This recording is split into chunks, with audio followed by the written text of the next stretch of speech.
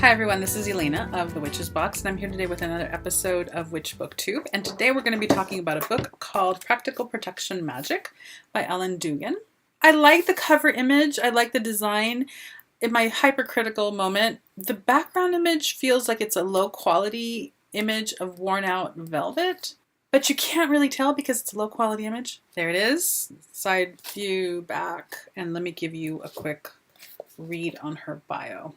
Elena Dugan has practiced witchcraft for more than 30 years, the award-winning author of more than 10 books, including Natural Witchery, Elements of Witchcraft, and Cottage Witchery. She gives lectures across the country and teaches courses on the craft. Dugan lives in Missouri.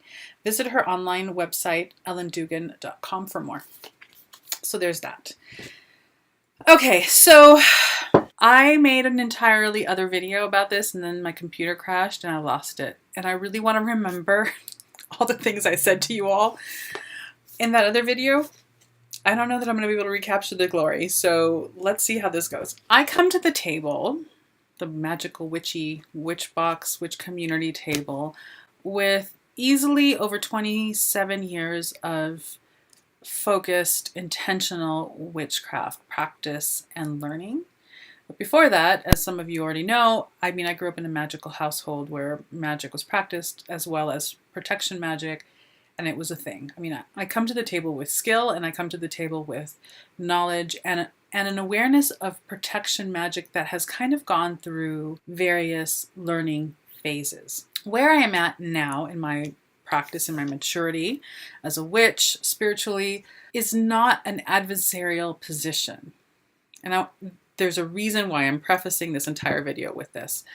The languaging in the books that I read today and that I've read over the course of however many years is very adversarial. It's about protection magic that you go into energetic or magical battle with. It's a patriarchal paradigm that you're out into a space where you're battling someone for power.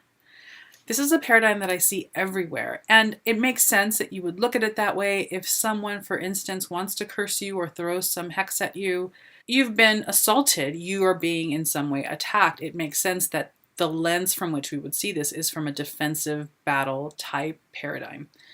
However, I'm at a place now where I understand that to be its own power leak, and that it puts everyone involved in that dynamic at a disadvantage. So I'm going to put a period on that sentence to say that because I'm currently, and I have been for the last several months, putting together an e-course to offer up on the Witch's Box on protection magic and how to work that kind of energetic self-care into your life on the daily, I'm out here looking and reading books to see what the current conversation about this is, right? So this is part of what this reading is, and other books that I've been reading on this topic. All of them come to protection magic from this lens. I have an issue with that. It's not where I'm at anymore. And on some level, I like it because I feel like what I have to offer is a little different. But at the other end, I feel like it's a little problematic because I think that we're setting all of us up for not necessarily failure, but for a harder time of it. You're still engaging yourself in a dynamic that's going to keep you looped into something that is going to leak you of your energy. So this book is not any different than the others in that way. It absolutely sets the stage for giving you tools to do battle. She doesn't use the word battle, but you are defending, you are attacking back, you are sending back what you receive.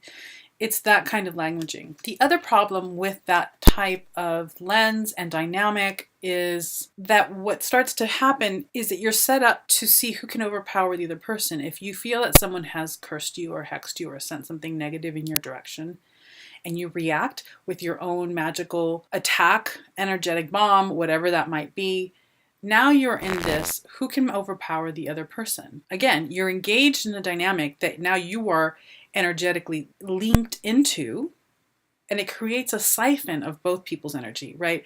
And when does that end? How does that end? And that becomes an energetic issue for you in your life because now you've created a link with someone in a negative way that's just going to continue to drain you, okay?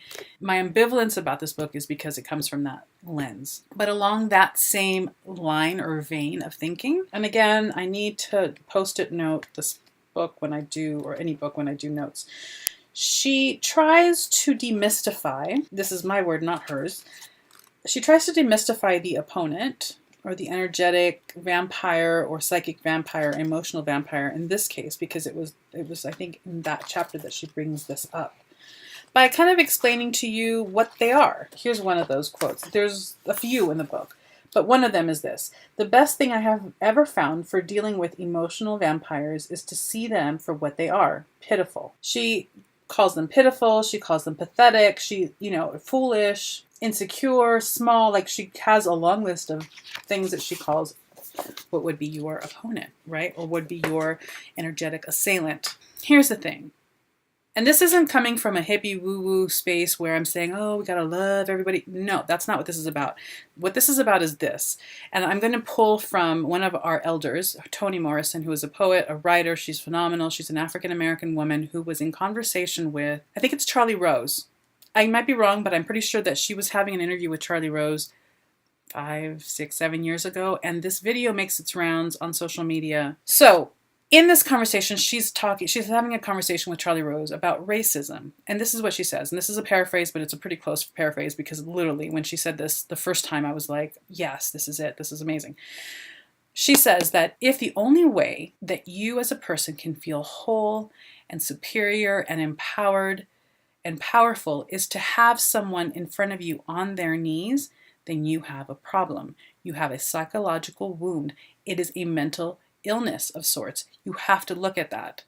So what that tells me is that she talks about that specifically as the basis for racism, that the whole notion of having another culture, another race, in a subservient or sub level to you is really about your own wounding and your own inefficiency or your own illness, really starts to change the way you look at racism. But I think that that paradigm applies to everything. When you have to make the other person less powerful in your mind for you to feel empowered, it's a null game. Like, you're in a losing position as well. There's no way to get out of that, because all it does is rehash the wounding that you have inside of yourself that you are not looking at. And it completely takes you out of the realm of the simple thing that maybe someone projected something negative onto you, and all you have to do is clear your way out of that projection and move on so it doesn't affect you. Does that make sense? I haven't seen a single book that covers this, and that frustrates me because this is important stuff. You cannot separate or divorce psychology and the dynamic between human beings away from how we work with magic and energy. It is all magic and energy. It is all how we interact with one another and how we affect one another and how we influence ourselves and other people. So yeah, I haven't seen any book that talks about this, and it's frustrating because we're missing a really important component. So I have an issue with this book for that reason. I don't think that it's wise or potent or empowering to approach protection magic from this lens. I think that it continues to support a deeper wound in all of us. Boom. That's it. And that is not to say that she doesn't cover some important topics, because she does. She covers things like psychic vampires, emotional vampires, passive aggressiveness. All three of those, again, it's kind of on the superficial level. There are deeper realms that she can really describe and share about what those things are and what those dynamics do. She doesn't. Interestingly, and it caused me to laugh a little bit, she talked about what passive aggressiveness, not necessarily what it is, but some extreme examples of what it is, and how it drains and sucks energy away from you, and how you need to defend or protect or set boundaries against that. But then later, in the very end of the book, maybe not the last chapter, but close to the last chapter, maybe the last fourth of the book, she shares an antidote about, oh gosh, I don't remember exactly what it was, where she went to a conference. Yeah, it had to be a conference because she was there to speak, and she was listening to some other, a man speak about how I don't know that it was his version of protection magic as much as it was the way he decides to hex people. I finished reading this a few days ago, so I don't remember exactly, but her behavior or her reaction to him was deeply passive aggressive, and she didn't quite identify that that's what she was doing. She just thought it was a cute way of responding to the situation. I thought, oh girl. So I give this book a 2. some of the rituals, or I'm sorry, some of the spells I thought were great ideas for ways to employ protection for yourself. I just couldn't get behind the lens from which she was having this conversation. I've started to do this with all the books that I'm reading. I read the reviews for this book on Goodreads and Amazon. There were a couple people who had a hard time with how snarky and sarcastic she was. I don't tend to be a fan of that at all, for a million different reasons. And she is snarky and sarcastic. It's not so intense in the beginning, but it tends to be part of almost every chapter, I think, maybe, towards the end. And that got a little tiresome. It's just not a voice that I appreciate. Some people don't care. So there's that. Do I recommend this book? It's not necessary. I think, well, here's the thing. Again, I haven't found anything better. I'm hoping that what I do is better. So there's that. And on some level, I felt like, well, maybe this is a good thing. I'm bringing something different to the conversation. So there's that. I have one more book on protection magic that I want to read. And this one in particular is written by someone that I really respect, that I think is amazing. I don't want to tell you who it is because I may actually not do that review, because his book, hint, might be part of something else that I'm doing that's special that we'll be announcing later on, maybe in the middle of summer. If it's great and amazing, I will absolutely let you know about it. I don't know that I'm going to do another review on another protection magic book unless it's really amazing, but we'll see. It could happen. I've already read 5 and they're all kind of coming from the same place. So I'm looking for something a little bit different. There's something else in this book that in the reviews, not a lot, I would say maybe 2 or 3 people maybe had issue with. She talks about, the chapter's called Physical Fitness Equals Magical Strength. Her premise is that the more physically fit you are, the stronger you are magically. That you are going to be much more in tune to your body, that's her premise. And then she also goes on to say that, or to share a story about her losing weight and feeling better after she lost weight and her body changed shape, and that just made her feel more confident, which is also part of an important energetic nonverbal language that we carry with us. If we have better posture, if we feel more physically fit or appear stronger or more fit, that people will receive us in a more positive way and may not be as likely to cast negativity on us. There's a lot to unpack there, right? There's a lot to unpack there. So for me, here's the thing. This could be a really amazing conversation, which I'm writing about behind the scenes now. The more in our body we are, yes, the better we are at our magic, because we're more in tuned to ourselves and to what's going on in our physical form as well as our spiritual form. The more clear we're going to be about our intentions and about what we want to do and create and choose in our lives. Absolutely. That has nothing to do with your size, and it has absolutely nothing to do with the scale. Okay? We need to stop conflating those things. It's not the same thing. The other thing is that the more we move and our body circulation is less fettered and able to run, I don't want to say the word efficient, but there's something really powerful about when you're stuck mentally on something and you go out and you take a walk, things move, the energy moves.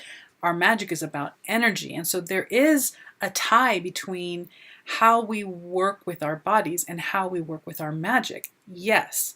However, those things have nothing to do with how healthy are you, or how physically fit you are, or what you weigh, or what shape your body has. There are distinctions to be made there. And she doesn't make those distinctions. She doesn't touch on that. I would suggest to the world that embodiment is probably much more deeply correlated to the effectiveness of your magic than how physically fit or how thin or how able-bodied you are. I think that the chapters and the topics that she chose are great and on point and important. I don't think that she covers them as well as so there's that. I have a resistance to saying to you, I don't recommend it, don't buy it. But maybe don't buy this yet. Maybe this isn't the book on protection magic that we should all be reading. Maybe there's another one and I just haven't found it yet. But when I do, I will let you know. Again, the book is called Practical Protection Magic by Elena Dugan. There it is. And we will be talking about protection magic much more in the future. And if you're interested in an e-course on protection magic, I'm going to leave a link below for you to sign up just for the announcement. That sign up is not for our main newsletter. It is just simply for hey, the course is dropped. It's available. Here's the information if you want it. If you're interested in that, sign up below. I think that's it for now.